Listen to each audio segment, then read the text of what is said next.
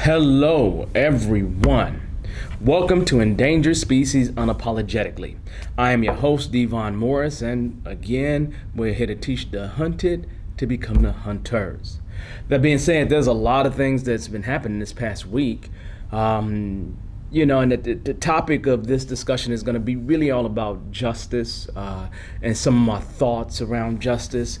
And in bringing up justice, something that was expected. Nobody thought that this would be a surprise. Breonna Taylor's actual the officers that shot her, I believe it was three of them. They officially did not get charged. Now, we talked earlier this week about how the Louisville Police Department and the state or the city had declared a state of emergency. I mean, this is almost like thinking about the Rodney King verdict and then things going crazy after that verdict, right? It's not, we don't always get that opportunity for things to just go left that quick. And with the Floyd officers not being charged immediately, things just go left immediately. And in this case, it happened. Now, not to cast any shade or to say anything bad about Breonna Taylor, because her issue is her issue. The boyfriend actually did shoot at the cops. Now, here's the deal. Let's talk about this for a moment. I am not saying he didn't have a reason to. In all seriousness, if somebody comes to my door in my house, kind of barges into my door, I have the right to protect me and my family, period. It's the whole reason why I am a licensed gun carrier, okay? I want that ability to be able to do that. And being the boyfriend, that's the exact mindset that I would be in. Some people just entered my house. I don't know who this is, regardless of, whoever's involved in what. That doesn't matter. That doesn't matter at all.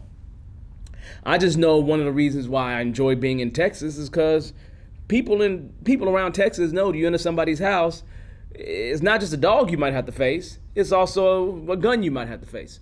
So the idea that somebody comes into my house, even if they announce it themselves and they bang, bang, bang, knock, knock, knock, this is the police.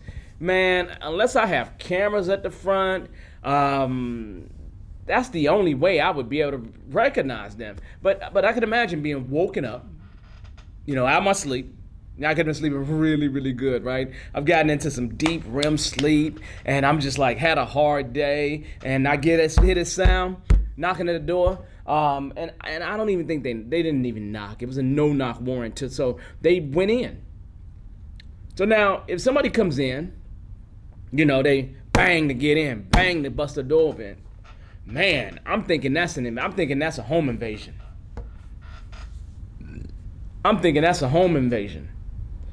You practice for home invasions. You practice on how fast you can get your weapon, and then learning the place and making sure that you keep your advantage of you knowing your layout and them not knowing your layout. That's the biggest advantage you have. So we got some people that's home invading us right now is all I'm thinking. Now, flip the script. Okay? And I'm not talking about notice. I'm not saying anything about the boyfriend being black. And note, I'm not about to say anything right now about the officers being white. Because if I had a no-knock warrant, seriously, assuming that they had the right address, assuming that they had data that was current, just-in-time data, assuming all those things to be true, and I come with my no-knock warrant to execute what the powers that be says I must do. When I go in, I'm expecting something to go down. I'm going to be prepared for the worst. Absolutely for the worst. But if I hear gunfire, Now it's become different for me as the officer because I'm here for a no-knock warrant and they're shooting at me, which means they could very well be expecting that I'm here. And on top of that, they're trying to kill me. So I can absolutely understand the position that the officer is in. Now, we got 3 officers here. 22 shots are fired. I think 5 of them hit Breonna. Well, gosh. Those 22 shots did kill a young queen. EMT, somebody doing wonderful, great things for her life, right? But I could understand everybody's position in this thing, okay? The idea behind a no-knock warrant is absolutely, I guess there's reasons for it, but it doesn't sound right, okay? It doesn't sound right, okay? Now, I can understand the boyfriend's position. I can understand the officer's position. I can understand both, okay? I also did not expect by no imagination that anything would really go down, that anything would really happen to the officers as a base of this jury. You know, even in the fact that you got a black guy who was the attorney general, you know, after I saw him, after I heard him speak a few times, you know, I just knew he wasn't going to support the cause, right? By no stretch of the imagination, right?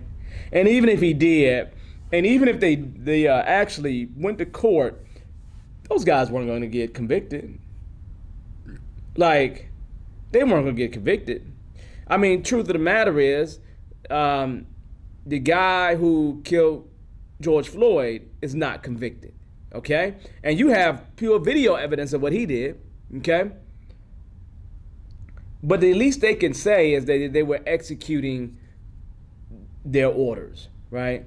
Now, you know, and I remember this movie, I think it was a Tom Cruise movie, I forget the name of it, but what is Marines and they did something they weren't supposed to do and they broke the honor code, right? They should have protected the weak Marine, right? And they still got discharged, okay? And so getting discharged is one thing, being convicted of something is another. You know, Breonna Taylor's family is taken care of because they got a judgment, 12 million, 15 million, whatever that number is. They got a judgment, so that family is going to be taken care of. But again, as I've stated with many of these things, that does not replace someone's life. It just does not replace their life whatsoever. Because again, what about the generations of children that would come down the line, right? If she decided to have more kids or any kids whatsoever. So it's a whole different problem. Now, the thing that really is interesting is the results of it was that you had 2 officers, 2 that was really put on administrative duty, and I believe one of them was fired, okay? But the one that was fired, they gave him a charge of wanton endangerment. Like, okay, wanton, whatever you want to call it. Endangerment, right? And the reason why they charged him that is because his bullets went into another house. His bullets went someplace where he wasn't supposed to go.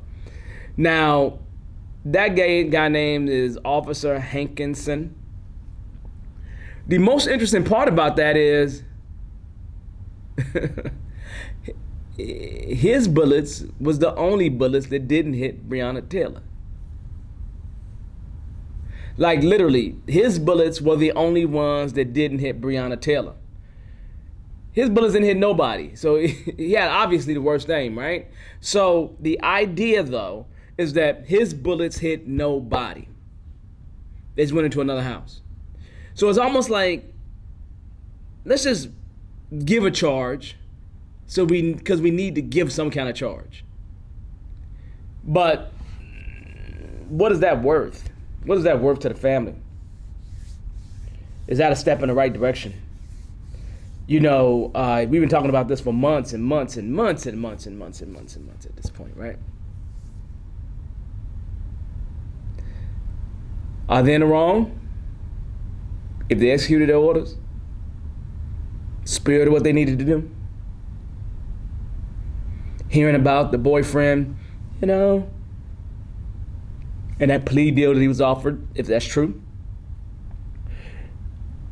So, as a result of this, as an absolute result of this, obviously what happened is you get, I won't say nationwide, okay? But I'll say probably, 5 to 10 major cities. Obviously, there's protest, okay? However, in Louisville, 2 officers were shot. 2 officers were shot after this, okay? So obviously, they already declared this thing a state of emergency there. 2 officers ended up getting shot.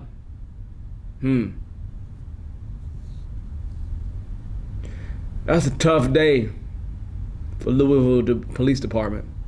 It's a tough day because they instituted a 9 p.m. curfew, even to the point where, they're getting people off the street, and a lot of those people ended up going, many people in the protest ended up going to a church that allowed them to at least continue their protest at that church. And the thing that's interesting is the actual name, the only black female legislator, State Representative Atisha Scott, was actually arrested for felony rioting, okay, in terms of the Breonna Taylor protest. Now, she's Kentucky's only black female legislator. Later on, I'm assuming they got a black male one. But this is the same state representative that actually introduced Breonna's Law. And Breonna's Law was there to have an impact on search warrants and the whole no-knock thing, trying to change that, and making sure that people have body cams that are on, working, and it records all the events without any breaks. So she's the one that actually introduced that, and you can even see in the video how people really, really love that she was out there. And I understand, and it takes me back to looking at Martin Luther King coming to a city and going to jail for the cause, going to jail because of the protests. So it reminds me of that whole civil rights kind of movement. And I get it, I understand it. I have no problem with it, support her 10,000%. But it's the same thing. It's the same thing over and over again. There's nothing new about this case. The only things that are new are going to be the protest and what happens as a result of Breonna Taylor. But that there was not going to be a conviction. We knew that before, as they started announcing it. I mean, the moment that I heard they was going to announce it, and I heard they're canceling, vacation time for officers, and, they're like, look, state of emergency. I'm like, basically, that's the heads up, everybody, that it's not going to turn out as expected. And even if they didn't know in advance, the statement clearly is you want to be prepared for the worst possible situation, okay? So I would assume that throughout this weekend, because it is Friday at this particular point, throughout this weekend, they'll continue having protests. They'll continue going through this whole process of making sure that people understand and know. So that's interesting. It's really, really interesting, okay? But you never want to be a hashtag. And this is one of those situations where just the wheels of justice, they say turn slow. It's not turning at all. Feel like, I want to say it feels like it's going in the reverse.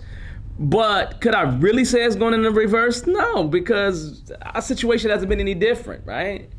I mean, just because there's a spotlight due to social media and cameras in these days, it was worse back in the day when there was no cameras, because people could say something and lie about it later. You know, I saw a video of a comedian, Ricky Smiley, and some white gentleman called his sister the N-word, like in passing. Something, I don't know what was happening. They was driving or something in passing, and he was frustrated, and he called her the N-word. So Ricky Smiley went and confronted him. Not confronted him in a, I'm about to beat you up confrontation kind of way. Just, really, why did you say that? This guy's waiting on the boating dock and everything else, and he actually secured an apology for his sister.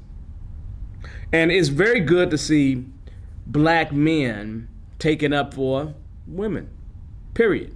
It's always a good thing. But what's really amazing about what he did is that he didn't threaten any violence. He has a nice job. Why jeopardize all that because you went and had a fight with somebody who's not even worth it? Not even worth it.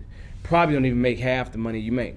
Okay? So why? He's not worth that. He wasn't worth that. Okay?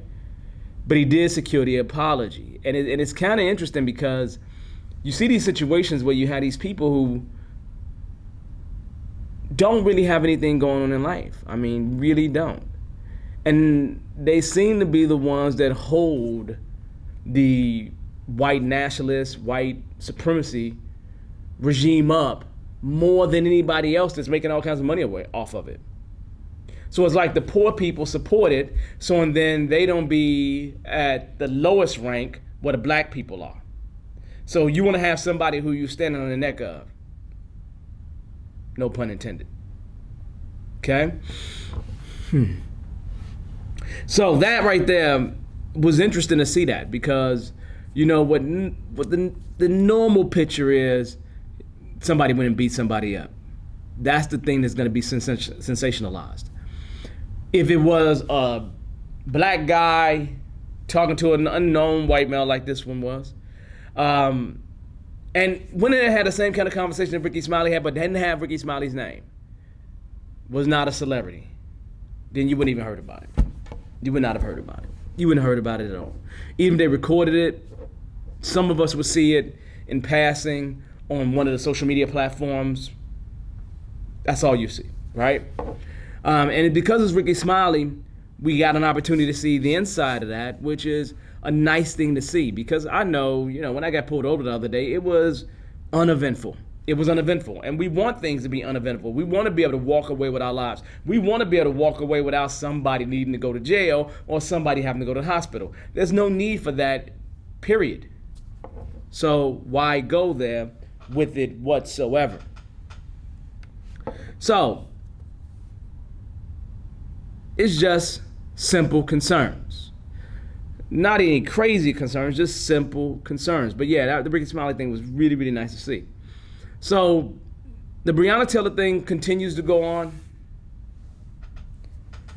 There is nothing to be done about it except for push these laws forward. I do want to talk about the law in a minute.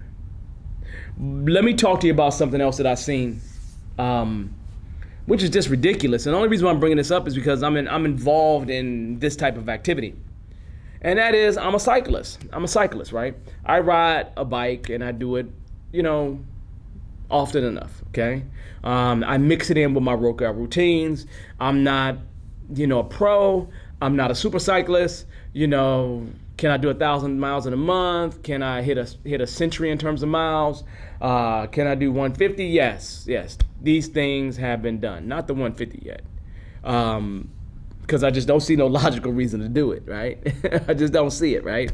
But 125, yeah. 100, yeah. I've been able to do all these things, right? Being able to index my cycle, every kind of stuff like that. All this stuff, right? So I'm watching a video, because I just don't believe that people be this stupid. Police officers, I guess, are closing down protest in Seattle. And there's a guy, I don't know what color he is, white, black, indifferent, doesn't matter, right? He's laying across, just laying on the ground. And these people are riding their bikes. And what I noticed is that one guy, police officer, riding their bikes in a particular direction. One officer sees him there and goes around him. No problem. This other officer, though, is not even riding the bike. He's actually walking his bike. And he walks his bike in a way to where he steps over the person and rolls the bike over their head, over their neck, over their body in some kind of way. Come on, man. That's disrespectful completely. Like, what's the point of doing that? Like, what is the point? This guy's likely going to be pulled up on some kind of punishment for taking a simple 5-second action that he didn't have to do. And he only would do that out of frustration. There's no reason why he would do that. If he's not frustrated, then he has other kind of problems. Probably a flat out white hood wearing type person. That's a problem. And people are complaining about it now. They're asking for a private investigation, all kinds of things like that. Was the guy hurt? No, we're talking about a bicycle. We're talking about a bicycle. We're not talking about a motorcycle or anything like that. We're talking about a bicycle, right? And realistically, there was no weight on that bicycle because he wasn't sitting on a bicycle. He was actually walking alongside of that bicycle and literally stepped over the guy, rolling his bike over the guy's head. Could have been a lady, I don't know, but over the person's head. You know, that's abuse, man. There's no better way to put it. That's flat out abuse. Okay? It's just flat out abuse. And it's uncalled for is the problem. It's uncalled for. You know, I can't even, I can only imagine if I'm an officer. I have a lot of respect for people in general, and I don't do things that's going to disrespect people in some kind of way. I just want to honor people in general. And there's no way of honoring that person by actually doing that. No way. So anyway, that'll be something coming up in the news more and more and more. Nobody died. Nobody got killed. No, I don't even think anybody's hurt. But the idea is that you will hear about that probably a little bit, not a lot, because there's no hashtag associated with it. We get hashtags when somebody gets shot 7 times. We get hashtags when somebody dies. There's no hashtag. If there becomes one, then that's going to be interesting. But the idea is that there'll be a lot of complaints and everything else about this, and more reasons for people to protest. Okay? Power. Problem. So that being said, I was talking about the law earlier. And I want to switch topics here a little bit. And I don't care what your politics are, that does not matter to me. Okay? I do not, classically growing up, I grew up as a Democrat. Am I a Democrat in today's world? I am not. Am I a Republican in today's world? I am not. Am I a libertarian or any of these other parties? I am not. And the reason why I'm not is because they haven't told me what they're going to do for my vote. Everything that they say they're going to do for me is something they're going to do for everybody. So I get it. And normally when they do for everybody, they don't do anything for me.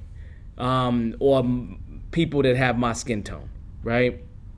So I'm not affiliated. I'm probably on the books as a Democrat, okay? But I'm from Chicago. Bam.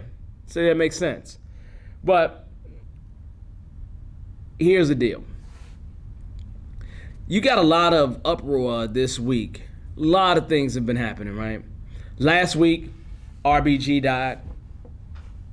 Justice Ruth Bader Ginsburg. Okay? There's a lot of things around that's going on. There's a lot of things around the election, obviously, that's going on. There's a lot of things around the replacement of RBG that's happening. Now, the most interesting thing that I heard Trump say was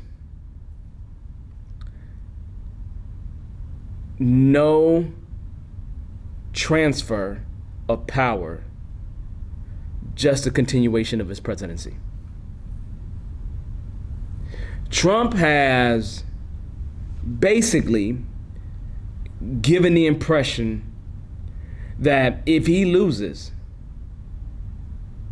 he's not going to allow there to be a peaceful transition of power. Now, people on his team, Republicans on his side, have come out and said that's not going to happen. There will be a peaceful transition of power.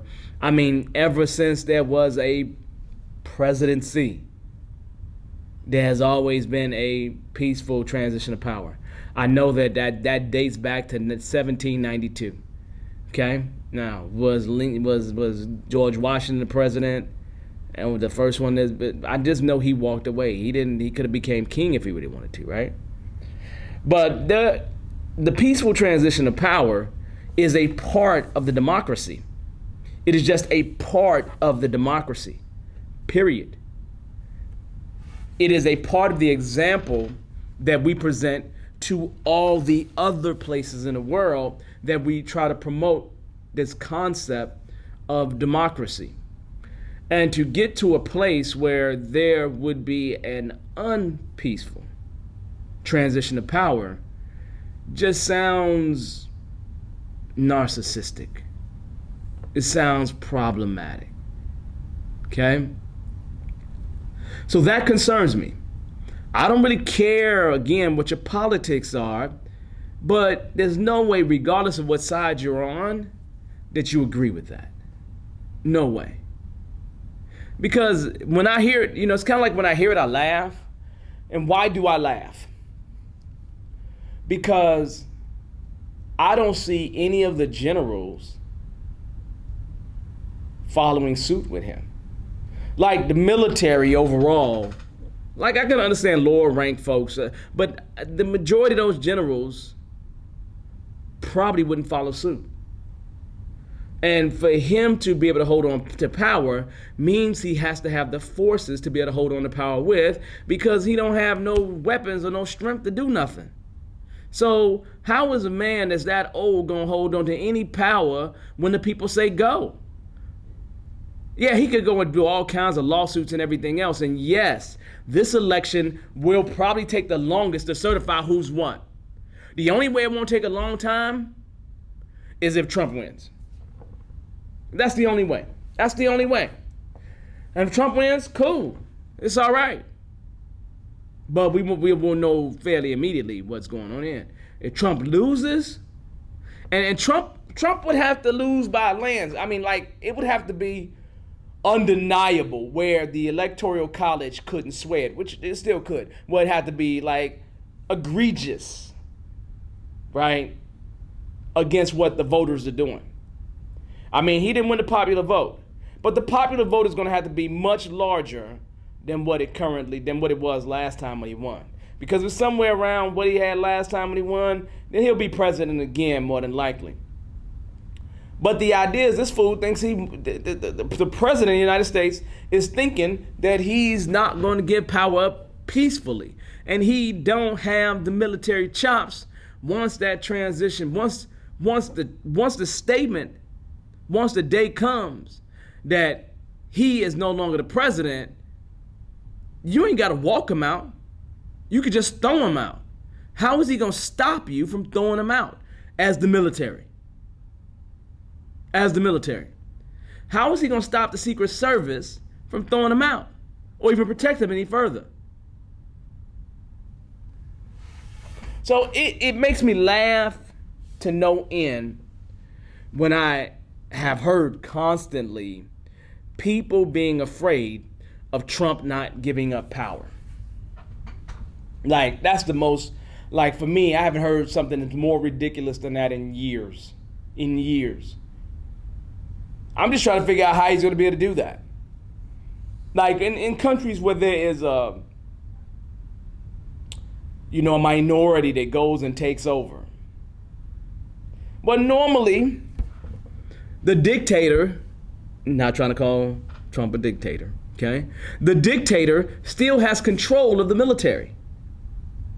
So how does a president maintain control of the military once they are no longer identified as the president?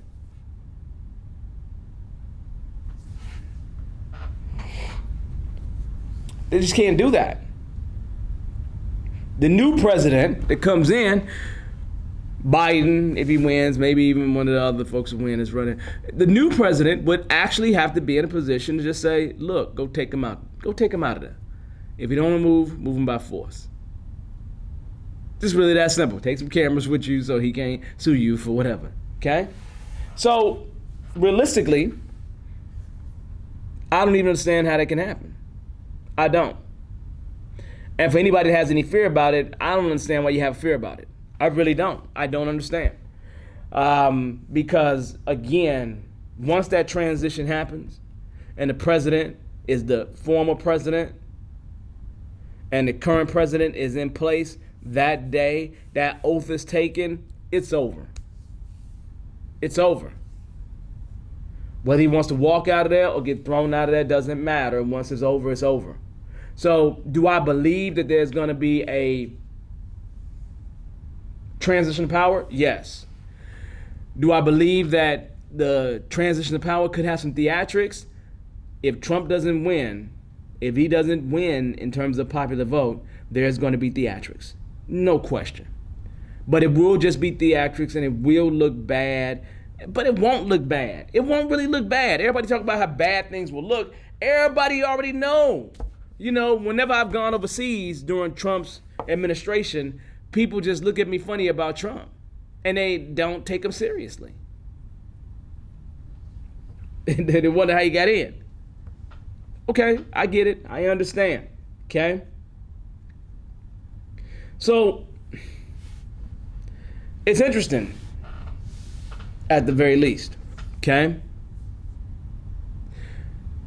His complaint still is the unsolicited ballots when it comes to voting, the people voting who shouldn't be voting, that there's going to be fraudulent, there's going to be a big case of just fraudulency when it comes to all the votes. Same exact story he gave last go, and he kind of helped win. You know, don't complain about anybody involved in, you know, trying to mess with the other party, anything like that. Just, it's like you have somebody that's not playing by the rules, but wants you to follow all the rules when they're winning. So the whole time, they're not playing by the rules. They are doing everything in their power not to play by the rules. Now, they complain, holler, hiss at you when they're losing. But when they're winning, they want to remind you about all the rules. But the truth is, that's white supremacy at its best. That is white supremacy at its best. Let me get ahead in the race, right? Let me get ahead in the race. And once I am clearly ahead in a place where there's no way you catch me, it's impossible. Let's put a bunch of rules in place now to make sure that you can't catch me. That's the game he playing. That's the game he playing. Like, wow, that's interesting. Okay? So anyway, that's his complaint. However, a good thing that I've seen when it came to the courts is that they said for us to continue doing the census, right? The census goes until, I think, October 31st, something like that. Maybe end of this month, September, but I believe it's October 31st, right? So it goes to the end of October, right? That's how long it can last for, right? You at least collecting all that information. Matter of fact, when I was in Chicago, burying my aunt, the census man pulled up, literally pulled up and gave us some information. And I told them to make sure they filled out their census, stuff like that. But the idea is that a federal judge basically stopped all of the Trump administration's actions in terms of trying to shorten the actual census taking, because again, I believe that part of that could impact voter registration. So realistically, that was a win. Okay. Now again, huge big win. Yeah, it is what it is, right? The thing that I found to be funny is people were laughing at the president when the president was going to Ruth Bader Ginsburg's, the notorious because she's the first woman to be land and state. She's at at the Capitol, state Capitol, and she's the first woman to get that honor. Now, man, my statement is clearly that is crazy. You should have had a woman long before her. But this is a part of what that white nationalist agenda does. It also puts women down and puts them in a place where they will never have the opportunity to achieve the same things that men can in that same system. So you got to put things in place to give people that advantage. And so, I think she was confirmed back in '93, and for her to be lying in state at this particular point in time, that's a big message, because the truth of the matter is her tenacity represents an entire generation of women. It really, really does. It represents an entire generation of women that, we're gonna have what we should have. And you're not gonna take it away from us. And if you do take it away from us, we're gonna make sure we get it back. And you're gonna owe us for what you didn't do for us, right? So for things to be leaning in a direction like heavily white supremacist, rules and everything else has to be in place for those kind of things to happen, because it is not what I would call common cause variance, right? It's really a special cause, because the idea is there's something that triggered that outcome. Okay, so again, RBG fans, the Notorious there, amazing woman, a legacy lives on forever. That takes me to who's going to replace her. Okay. Now, I have an interesting opinion about this placement of her, the replacement. But what's funny to me is, Trump has given 20 to 30 names, right? And then as soon as she died next day, he said, I'm going to guarantee it's going to be a woman, right? And then this Saturday, tomorrow, he's going to actually give his pick.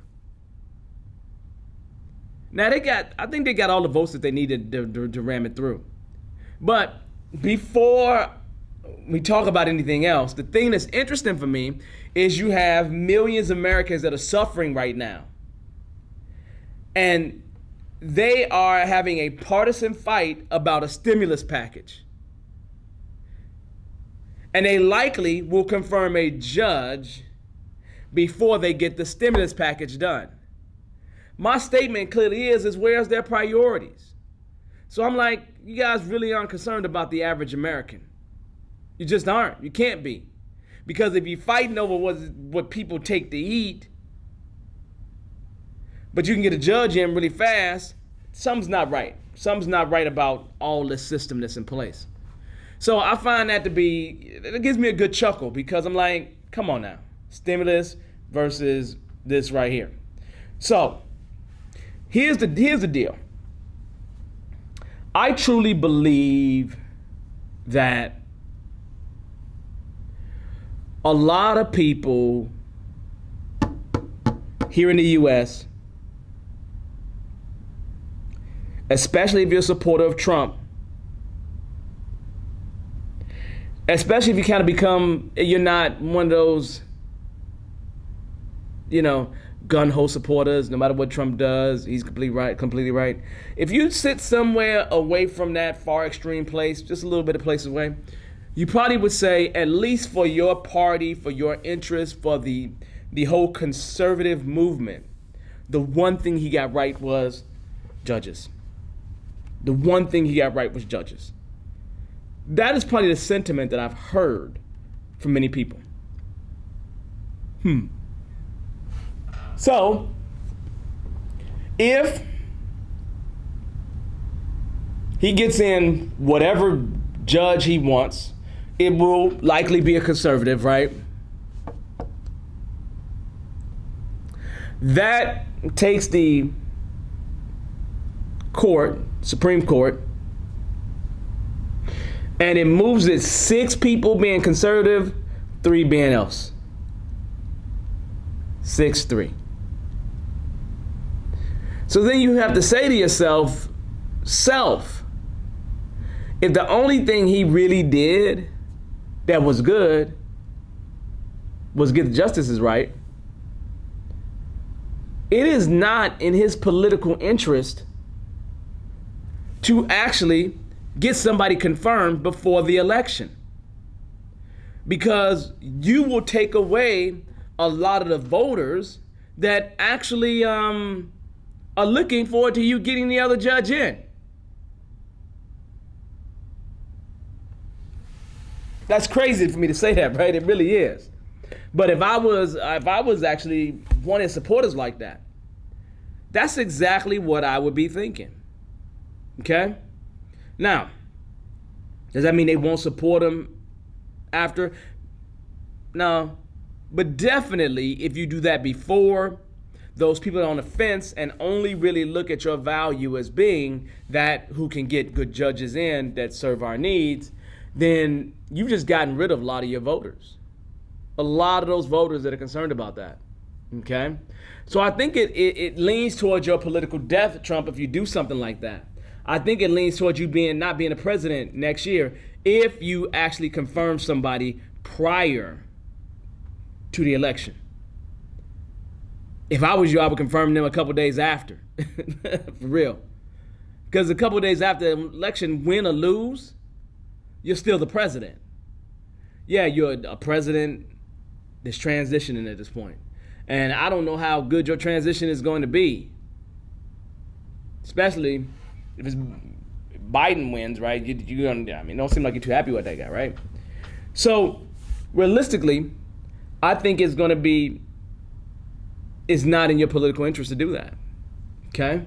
Leave those people salivating for you to put another conservative in. That's what I would do. Because you should believe that you're going to win. Now, is there anything that pressing happening at the Supreme Court right now? I don't know. I really don't. Okay? But nothing will really move forward right now, right? Not a whole lot will move forward. So if I'm Trump, I don't fight this battle right now. I fight this battle right after the election. Right after the election. I start fighting this battle. I start fighting this battle, especially if I lose, as I'm suing the United States. So realistically, I don't think it's in the best judgment. Now, is it in our best judgment as a Democrat who wants somebody more liberal? Well, whether he does do it now or later is irrelevant, because you don't want him to do it at all. You want to pick somebody who is truly going to replace her. And the names that I've seen and the things I've heard about the people I've seen that he called out in terms of women, they're not an RBG. They're not an RBG. You know, there's one of those judges, I don't remember which one of them, she said to a Notre Dame class that you should be able to use your Catholic religion above and beyond the law. That's crazy to me, right? Because that just basically says that this Catholic regime is going to be in a position where they can determine law based on religion. And the one thing that the United States is founded on is religious freedom. Not being persecuted because you are of some religion. So it just is an interesting thing. Okay? Now, my statement to you is a little different today. And we're talking about justice, and why is this important to you? Why is this important to us is the question. I feel that we are at a place in American history where we have what's called judicial supremacy, which I don't agree with at all. Okay. And the reasons why I don't agree with it is because the Supreme Court of the United States of America and many state Supreme Courts and legislative bodies in general have institutionalized white supremacy. Institutionalized black inferiority. Or let me say it differently. Institutionalized non-white inferiority. Because it's not just us, it's, people of Hispanic descent. It's not just us, okay? So that concerns me. I was reading the actual Declaration of Independence, and the statement that we all kind of know, that we say, because that was signed in 1776, as we all know, and it goes really, that first paragraph, that we hold these truths to be self-evident, that all men are created equal, that they are endowed by their Creator with certain unalienable rights, and among these are life, liberty, and the pursuit of happiness. Okay? Now, that's interesting. Now, the reason why I say that's interesting, because we all know that has never been the case here. Never been the case whatsoever. The most interesting thing is that you start seeing things that the Supreme Court has done over the decades. Because the Supreme Court is in one of those things where the institutionalization of racism has been an overnight thing. No, that's not the case. It's not even close to being the case, right? That's way different, right? It's been just adding a brick here, adding a brick there, adding a brick here. And even though that brick is messed up and crooked, I'm not going to do anything with that brick whatsoever. It's just going to be a part of this foundation, right? But there's another messed up brick and another messed up brick and another messed up brick. And now you see that all these bricks support one thing: the white nationalist agenda, white supremacy. Wow. So it is obvious I don't support judicial supremacy. The thing that's really interesting is that the Constitution, Declaration of Independence, they have never given powers to them like this. No, not judicial supremacy. But here's the thing that's interesting. 1776, we were obviously still slaves. At least black folks were still slaves, right? And so obviously all men weren't created equal, because they justified us as being property, and they've used their religion and everything else to support that fact. Okay, that's a known thing. Once we're free, really from about,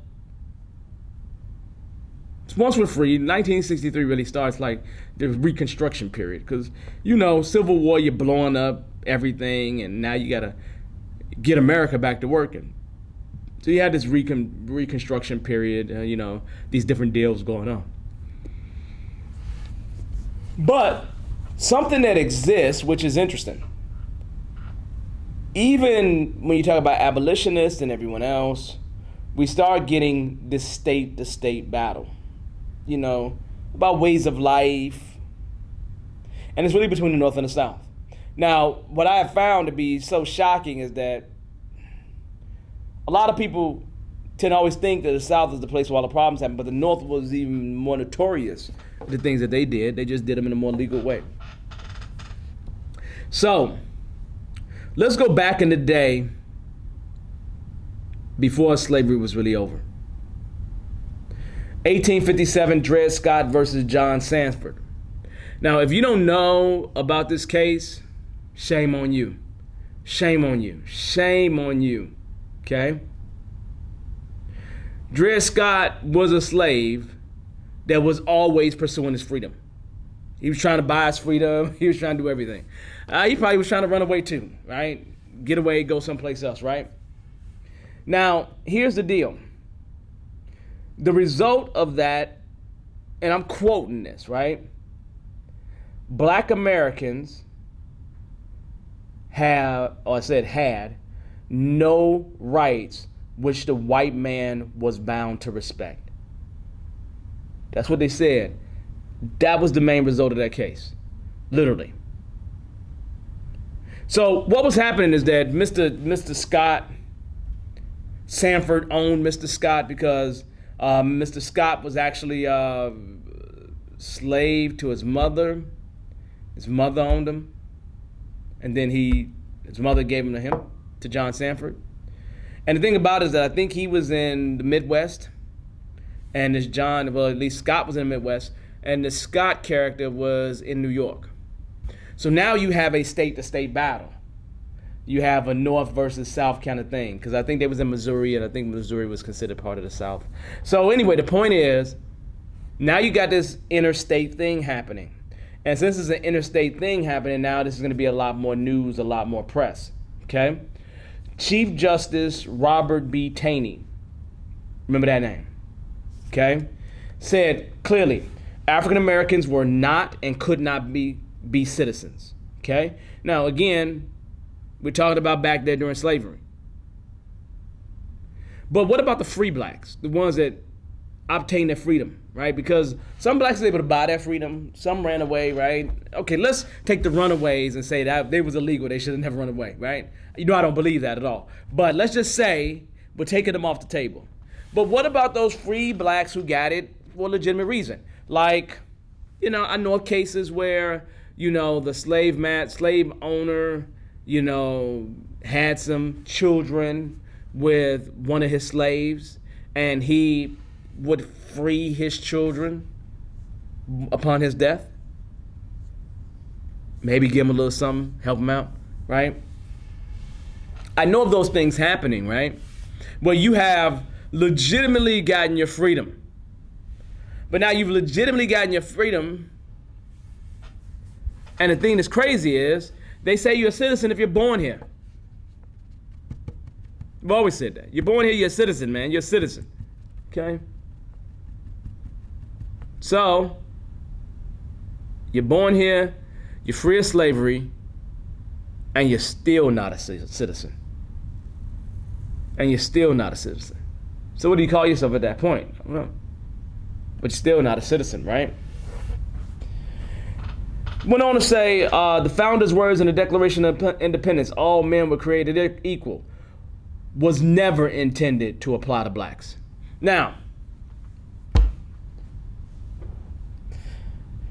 let's talk about reality versus the spirit. In the spirit of what I think about of this wonderful, great place that we call the United States of America, in the spirit of that, all men created equal means all men created equal. Women too, putting that in parentheses, right? That means that if I'm free, I'm free. Even if I'm a slave, I should be free. Okay? All men are created equal.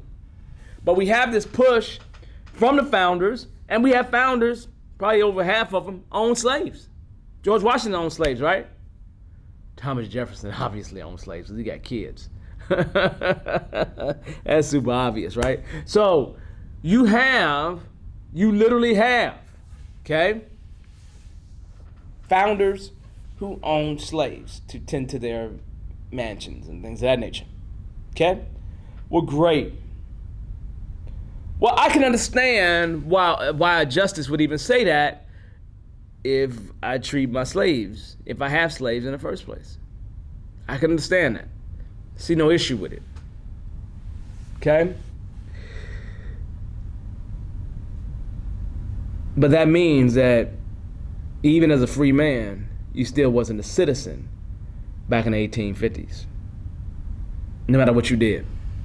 You're born with this melanated curse, as some people would say, that don't like us.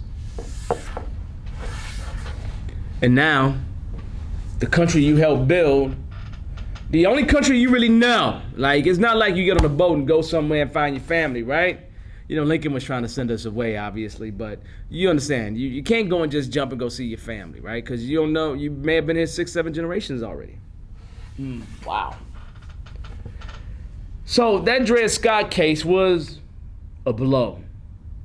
But it's a part of the courts institutionalizing white supremacy, white nationalists. Okay? So I'm like, wow. You just can't win in this situation. You just can't win. I want to win, but you just can't win. So we move on for 1857. 1868, they created the 14th Amendment of the United States Constitution, where it says in Section 1, all persons born or naturalized in the United States and subject to jurisdiction thereof are citizens of the United States and of the state wherein they reside. No state shall make or enforce any law which shall abridge the privileges or immunities of citizens of the United States of America. Nor shall any Senate or any state deprive any person of life, liberty, and property without due process, nor to any person within its jurisdiction the equal protection of the laws. So the 14th Amendment spells it out even better, okay? This is something that is probably classified as a Reconstruction Amendment. So you're trying to give everybody a fair shake. Now, a lot of black folks tried to take advantage of this fair shake. A lot of Republicans was pushing in this direction, and you started seeing things like the 40 acres and a mule thing and all kinds of stuff like that, saying black folks need to have capital in order to participate in capitalism. Fair. Agreed. Great. No problem. So realistically, that thing right there now exists. Okay? You think they followed it? No. They didn't follow it. Because there's a difference between writing the law and interpreting the law. Wow. That says something. That says something completely. Because the law can be written all you want it to be written. The person that has the right to interpret that law is the person who's going to take the next action. Now, that's not it, because literally Civil War's ending, getting closer and closer to ending, 1863.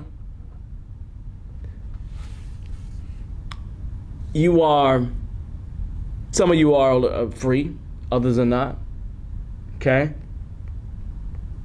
But that's really the start of Reconstruction. And Reconstruction lasted till, probably a little bit before 1880, maybe 77, 78, maybe even 79. Okay. So Reconstruction was supposed to really help us, right? But Reconstruction actually drove something else, okay? And I would say Reconstruction probably started happening before that, okay? But you started getting Jim Crow laws that started showing up, especially in the South, right? I mean, they literally went in terms of these Jim Crow laws, okay? And most of them was around them taking our resources because they didn't have certain resources. Okay, great. So you sit back again and say to yourself, man, Dred Scott already said we're not citizens. I don't know if anything has turned that over yet either. I really don't. So Dred Scott has said that, and there's been no overruling or correction of Dred Scott at this particular point in time. So maybe I'm not even a citizen. Maybe I'm not even a citizen of my state, a resident of my state. Maybe I'm not that either. According to those powers that be, they wouldn't even care, man. They wouldn't care whether I was or wasn't. Well, they do care if I am there, because then it just could slow them down. Okay?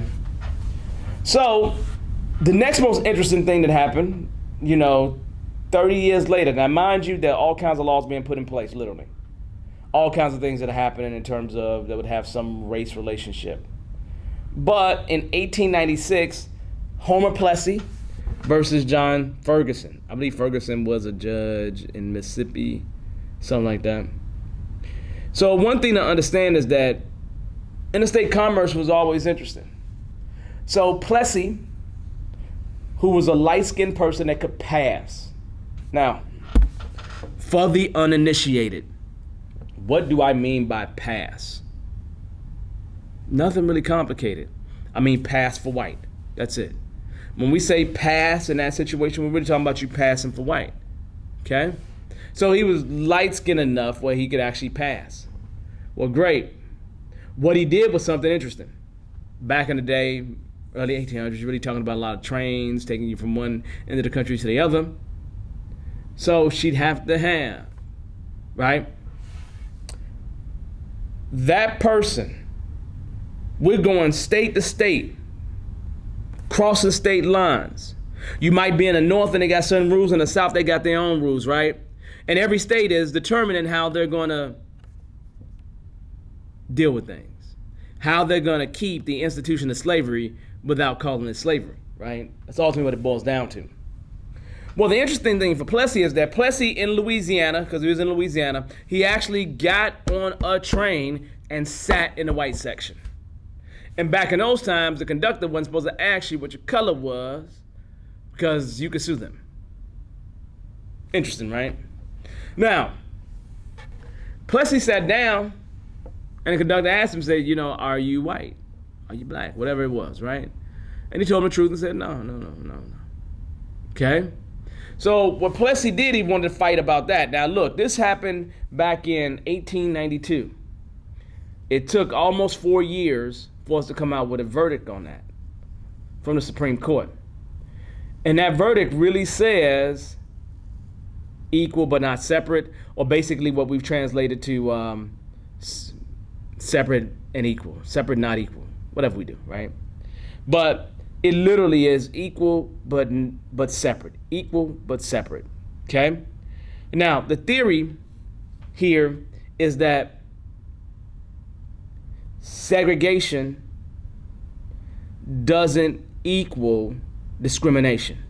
So you have the 14th Amendment that says basically, look, you can't discriminate. But then, by some twisted imagination, the worst decision that the court has ever made, they literally said, no, that's not what that's saying. That is actually saying, separate is not discrimination. I wonder how long it took them to come up with that one. I really wonder how long it took them to come up with that one. Because in coming up with that one, you just twisted the law completely. Twisted it completely. How can you even live with yourself for that? So it is interesting for us at the very least. So this Plessy Ferguson thing in May of 1896, that's when you got that judgment. Now, here's the big assumption that they had to have made. There's no way they get around this big assumption, because the idea is that I don't know how you come up with that interpretation without assuming something or pretending like you're going to assume something, right?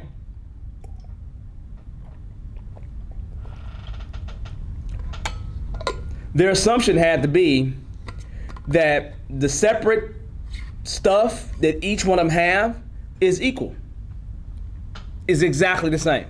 So you have a school, I have a school. Black folks school, white folks school. You getting the same education quality that I'm getting. We spending the same resources, exactly. But is that really the case? That's definitely not the case back then.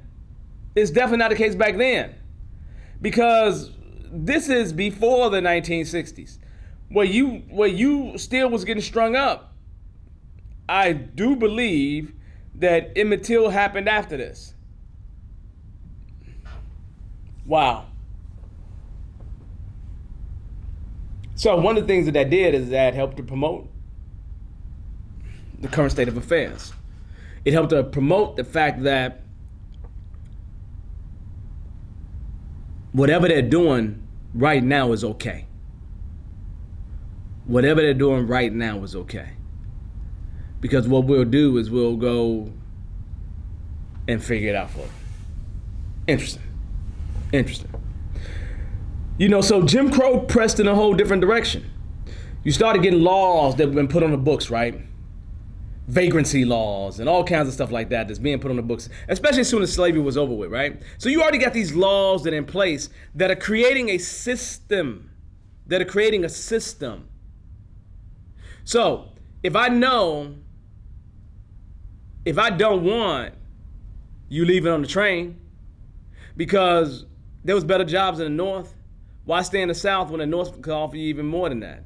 So you start getting black migration, right? So the black migrations are going to start happening, right? Soon after this, because what you're getting is something really simple. You are getting a situation where people in the North are saying, we'll pay you more money. I'm not getting paid a lot of money down here, so I'll go. So Ford started hiring lots of people. Detroit grew.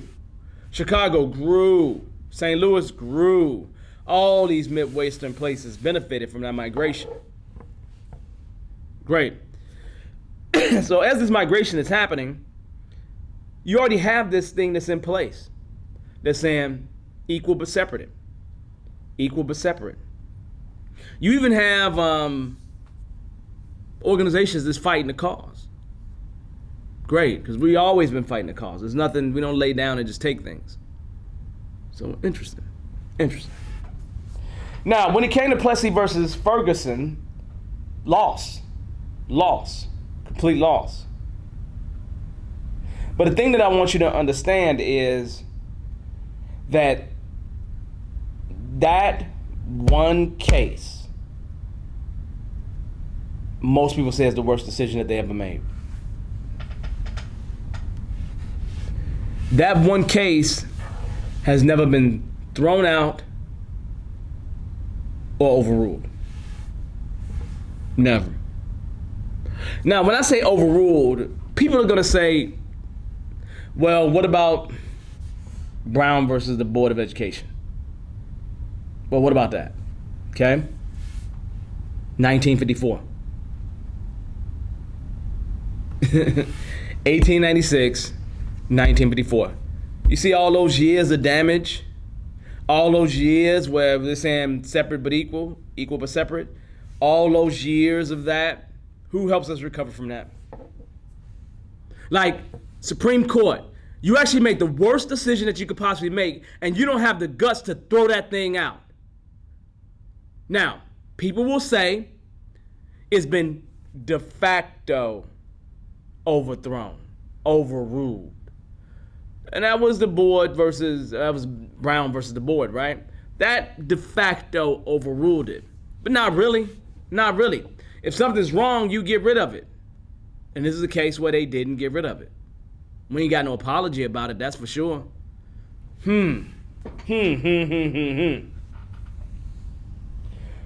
So how do you fight when they treat you like that? You're not asking to be treated like that. Some cases you may not know anything different in life.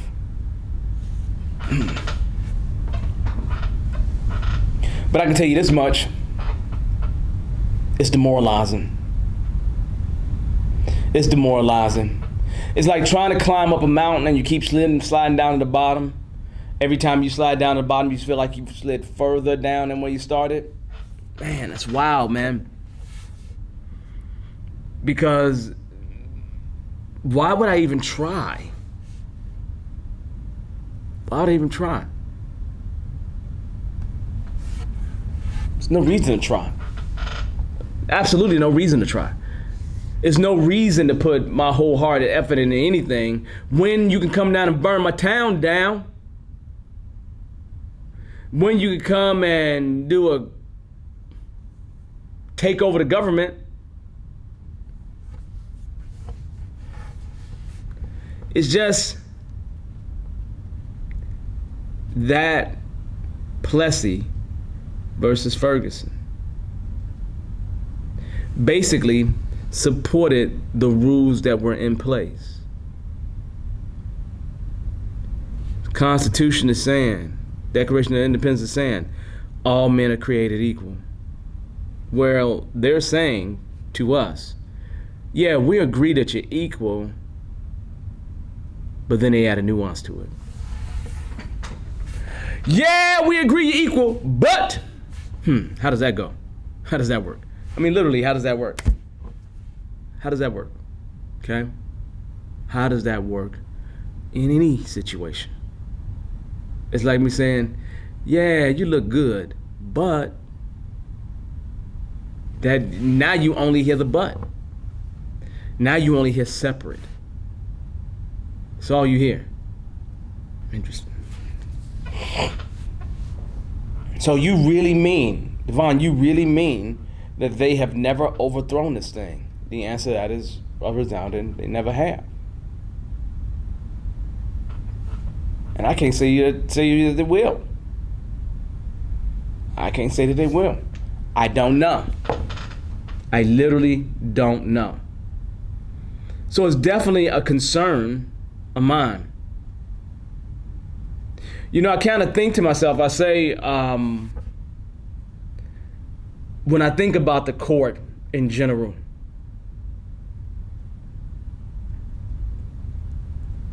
we have more judicial supremacy now than we've ever had. Whoever is selected for the court will have an impact on generations to come. Now, I don't care about anybody's politics or how they align themselves whatsoever. If it is not going to help us, then it's going to harm us.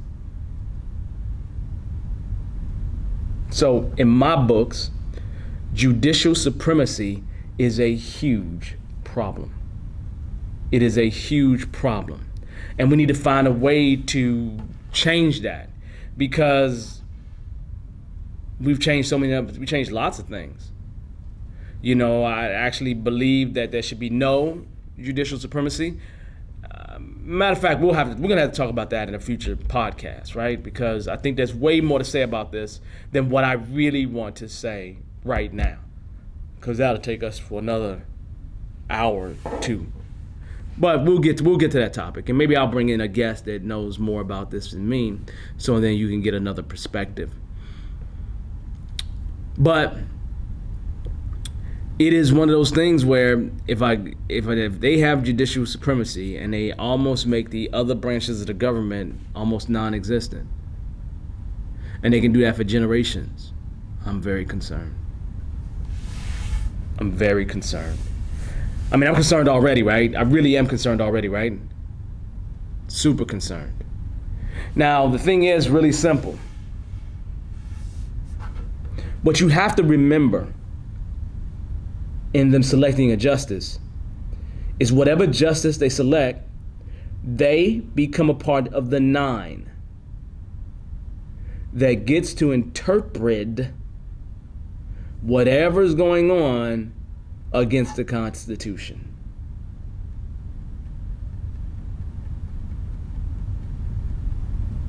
Does that make sense? Does that make sense at all? Doesn't make sense to me. Doesn't make sense to me at all. So realistically, the court has supported the flavor of the day. The court seems to support the culture of the United States of America. That's the best way that I can put it, right? The court, they really support the culture of the United States of America. And that culture that was created back in the day, on the backs of slaves, right? On the backs of people that's doing sharecropping, on the backs of immigrants. That culture that's created is one of white supremacy, the white nationalist agenda. Everybody else inferior. Wow. That's the culture that we deal with, and that's the culture that the Supreme Court has supported for decades. And the reason why I loved Notorious, RBG, the reason why I loved her is because she went against the grain. She went against the grain. She had many dissents. She saw something was wrong, she dealt with that something that was wrong. That's the reason why she's a legacy. She's a complete legacy. I love the fact that she's lying in state. I love it. What I don't love is that some of you all aren't taking this really serious. Some of y'all don't even care about voting. And I understand why you don't care about voting. I'm not even against you for it, right? But my thought process is a little different, right? Because I say to myself, what kind of Supreme Court do I want in existence for my daughter's grandchildren? For my son's great-grandchildren? Wow. Because these judges will have that kind of an impact for decades or generations to come. So you want someone who's going to pick somebody that would have the spirit of RBG, replacing like for like.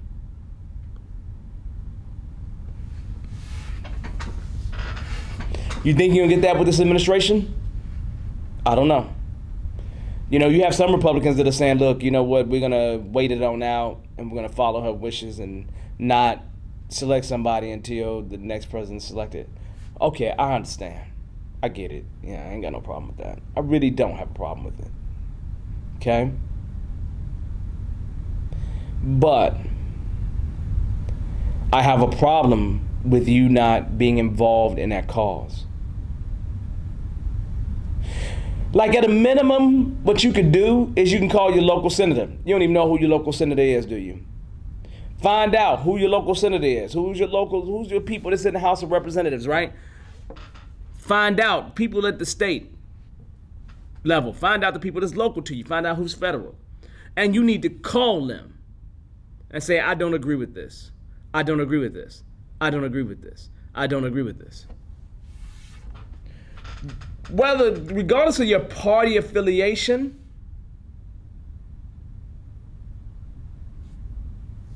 you should at least have an opinion on whether you agree or disagree with whatever we have at hand. So that would be my concern. I don't care if you don't vote. I mean, if you don't vote, okay. There's nothing I can do about it, right? Nor am I going to really be over here trying to convince you to vote, okay? That's not what I'm going to do. I think it's a good thing for you to go do it. I think you need to make a conscious decision about it. I also think that you should research your candidates so you can make the best decision. And making the best decision on your future. Not your future, but your kids' future, okay?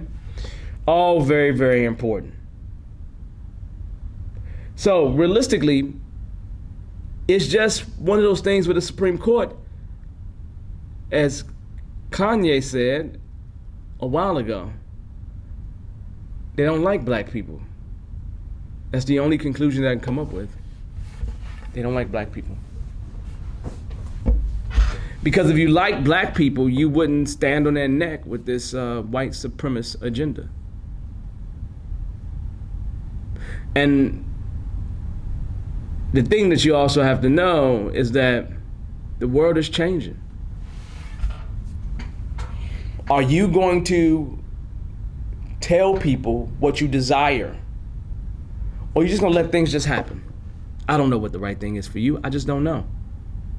But I know it's not the right thing for me just to let things just happen just because they're happening. That's not how it works for me. And it will never work that way. Because how do you get yourself off the endangered species list? I don't want to be on this list. And I'm going to do everything in my power to get off this list. Not reactive. Do you understand where I'm coming from? This is not a reactive thing. We need to be proactive about this. We need to create some political base of power so we can get our agenda met. I don't like hearing Biden's running mate saying this isn't the black agenda. Basically, I'm gonna make sure I work for everybody. When do you do something for us? Like, when do you do something for us? That concerns me, right? That concerns me. Do I support her? Absolutely. Kamala, I support you all day, every day. Because the truth of the matter is, on the ground, most people believe that Biden is going to die in office and that you're going to be president next. Cool. First black woman president. Great. You definitely are black. Now, you're a different kind of black, like Obama's a different kind of black, because you're kind of Jamaican and Indian. That's cool, though, because you're black. No question about that. Nobody questions that whatsoever, okay? But one day I'd like to see somebody darker than y'all make it up there. One day I'd like to see that. But how the hell am I going to see that if the Supreme Court is taking every last ounce of breath that we have and supporting this culture with their rulings? What do I do? Like, if you had an organization that did a bunch of negative stuff, don't you expect them to atone for the errors that they made at some point? There's a reckoning coming for you, Supreme Court. There's an absolute reckoning coming for you. There's a super reckoning coming for you. Nobody's paying attention to you right now. We only pay attention to you, right, when there is a justice that needs to be put up there, right? When one of y'all die or one of y'all retire or walk away, right? But things gonna change. Things gonna change. Because you are designed to help protect us. Protect that Constitution and the spirit of what it means. Not support the culture that's in place. The spirit of what that means to make this a better America. But that's not what you do. That's not what you do. Again, hopefully, before my lifetime is over, I want to see that the Supreme Court atones for its errors. Apologize at a minimum. But what I would like to see beyond that, forget an apology. I don't care about that. I want to see actions. That's what I want to see. You know how you had that Plessy case? Remember that one? Remember that Plessy case, right? And remember you kind of corrected that de facto overrule with the Brown versus Board, right? 1896, the 1954, 57, whatever that number is, right? So there. What about all that damage you caused us through that period of time?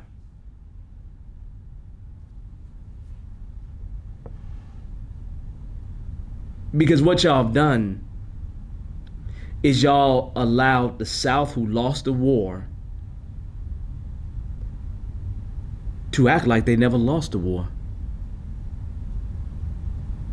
You have taken war criminals, made sure they had land, benefits, all kinds of things. War criminals, right? People who said they was trying to tear this nation apart. You support that culture. You do. You support that regime. You absolutely do. And that's a problem. We are going to fix that problem. And we ain't got to fix it through no wars or nothing like that. There's all kind of ways to skin a cat. And the Supreme Court, your day is coming. Your day is coming. I know that we're focused on all this hashtag stuff. But you know what? Every law that they put in place, at some point, it is likely one of those laws is going to come to your seat. And your interpretation, if it's going to be based on that white supremacist agenda, is going to be a problem.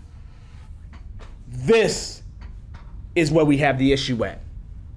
So black folks, if you don't think you need to vote, I understand, but you should be voting. If you ain't voting, you should be reaching out to the people that in power to get them to vote the right way, to get them to bring in a justice that is going to help tear down this system of white supremacy. That's what you should be doing at a minimum. Nobody's saying you have to vote, because I want to see action taken. I want to see action taken that is going to have some type of impact on us. Hell, we always talk about reparations. I ain't talking about reparations. I'm talking about repairing what you broke.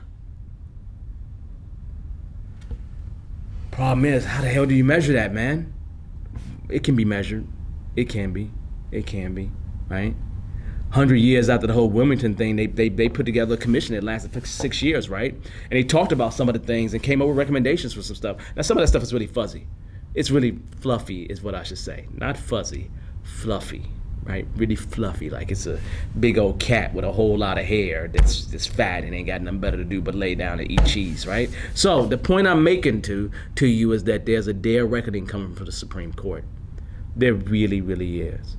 There should not be any job that exists that can't be held accountable by the people. Nobody should have a lifetime appointment to anything whatsoever. We should be able to give feedback to the court. We should be able to throw people up out of there who doesn't deserve to be there. We should have the ability to be able to do that, but we don't. We don't. We don't. But we're going to change that. We're going to change that. It's kind of wild. It's kind of wild. Because these are things that I always think about. These are things that are heavy in my mind, right? You know, I always think about things like economic inclusion, you know? Yeah, I think about economic inclusion. I think about how things can be leveled out right now due to this pandemic.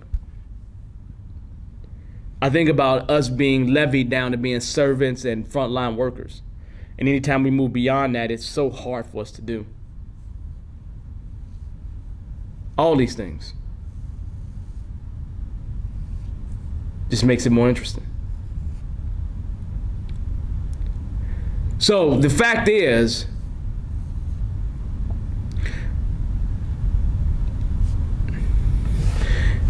I'd rather